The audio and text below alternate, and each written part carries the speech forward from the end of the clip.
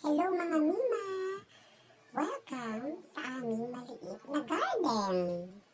Nagsimula kami sa punla. At syempre, sabi nga nila, pag may sipag at tiyaga, dadami ang iyong mga pananim. Kaya naman nagpursige kami, umaga, hapong magdilig, para bigla silang lumaki. At tignan nyo naman ngayon, may mga iba't iba na kaming mga gulay tulad ng pechay, lettuce, at kung ano-ano pa. Talagang pagtsatsagaan mo lang upang sa ganon, ay may aanihin ka, sabi nga nila. Pag may tiyaga, may nilaga. At syempre, meron pa kaming mga sili.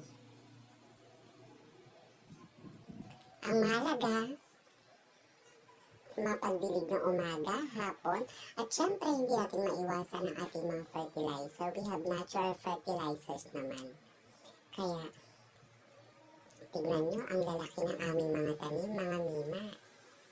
Talagang nakakatanggal pagod pag nakita mo na ang mga tanim mo ay may mga bunga na.